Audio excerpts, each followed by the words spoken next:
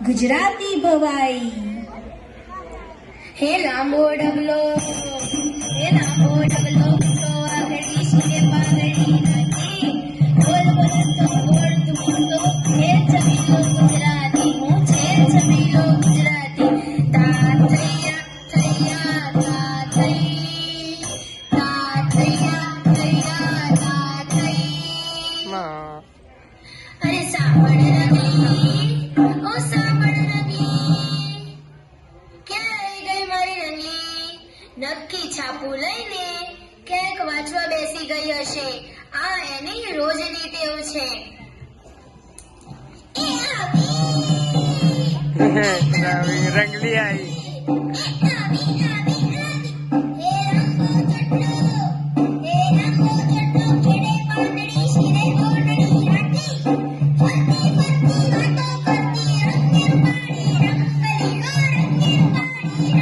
મને તો અભી ઓમ ઓમ જાય ને એટલે મારે સેટ કરવું પડે રંગલી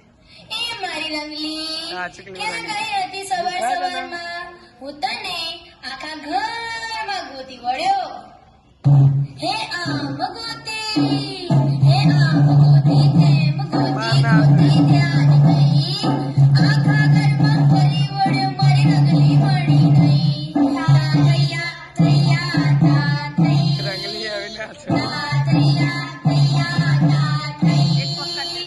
અરે મારા ભોળા રંગલા હું તો બહાર તડકામાં બેઠી બેઠી છાપું વાટતી હતી બે બાજુવાળા મંગુ કાકી ને કંકુ કાકીને સમાચાર સંભળાવતી હતી તારો અવાજ સાંભળીને અંદર આવી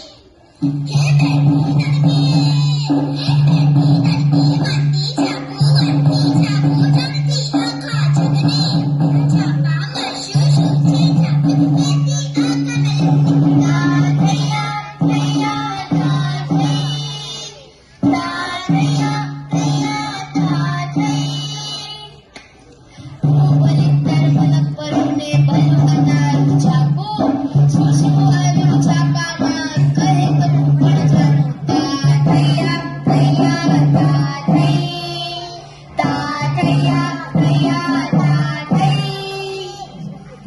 નાસ્તો અરે રે રંગલા પૂછીશ જ નહીં આજે મેં છાપામાં જે વાંચ્યું એ વાંચી મને તમારી આ ધરતી માતાની ચિંતા થવા લાગી હે રંગલી એવું તે શું વાંચ્યું છાપામાં રંગલા તને ખબર છે આપણે રોજબરોજના જીવનમાં જે પ્લાસ્ટિક વાપરીએ છીએ તેના કારણે આ પૃથ્વી પર કેટલું પ્રદૂષણ વધી ગયું છે હા રંગલી તારી વાત તો સાચી છે આ પ્લાસ્ટિકનો જમીનને બગાડવામાં સૌથી મોટો ફાળો છે હજારો વર્ષ સુધી જમીનમાં પડી રહેવા છતાં આ પ્લાસ્ટિક સડતું નથી કે માટીમાં ભળતું પણ નથી અને હા તે બળતું પણ નથી તેને સળગાવીએ તો એના ધુમાડાથી હવાનું પ્રદૂષણ થાય અને તો પ્લાસ્ટિક તો ઓગળી પાછો ગઠ્ઠો થઈ જાય એ સળાય નહીં ને બળે નહીં હા જોને રંગલી આપણા ગામમાં જ્યાં નજર કરો ત્યાં પ્લાસ્ટિક જ પ્લાસ્ટિક દેખાય છે ઠેર ઠેર જબલાની થેલીઓ પડીકાની કોથળીઓ ને પ્લાસ્ટિકની બોટલો બસ કચરો જ કચરો અને પાછો આ કચરો હવામાં ઉડી આખા ગામમાં ફેલાય ખેતરની ફળદ્રુપ જમીનને બગાડે અરે રંગલા હદ તો ત્યારે થાય છે જ્યારે આપણા ગામની મહિલાઓ પ્લાસ્ટિકના જબલામાં શાક ખરીદી લાવે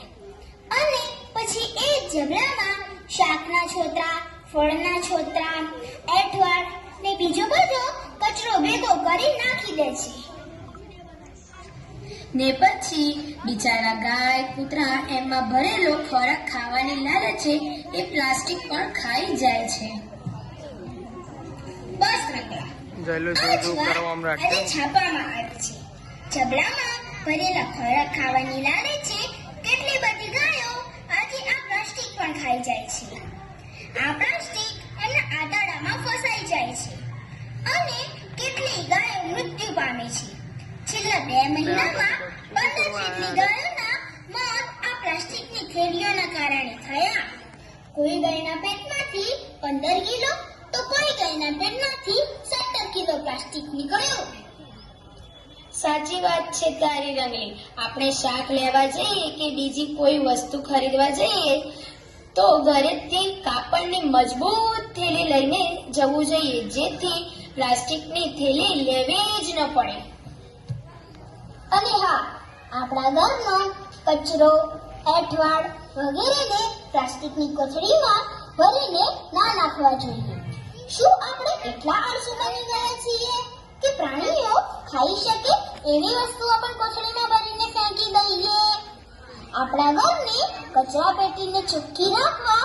આપણે પ્રાણીઓને પ્લાસ્ટિક ખવડાવીએ છીએ અને આપણી આ ધરતી માતા, આપણી પૃથ્વીને પ્રદૂષિત કરીએ છીએ. સાચી વાત છે તારી રંગલી. પ્લાસ્ટિક તો ન જ વાપરવું જોઈએ. પ્લાસ્ટિક આપણા શરીર માટે પણ નુકસાનકારક છે. પ્લાસ્ટિકમાં ભરેલો ખોરાક ખાવો પણ ન જોઈએ. પ્લાસ્ટિકમાં ભરેલું પીણું પીવું પણ ન જોઈએ. તો ચાલો આજથી આપણે બધા સંકલ્પ કરીએ કે નહીં વાપરીએ પ્લાસ્ટિકની વસ્તુ, નહીં વાપરીએ જમના, નહીં વાપરીએ પ્લાસ્ટિકની વસ્તુ, નહીં વાપરીએ જમના, નહીં ફેંકીએ કચરો જેમ તેમ, જાળવીશું સ્વચ્છતા, નહીં ફેંકીએ કચરો જેમ તેમ, જાળવીશું સ્વચ્છતા.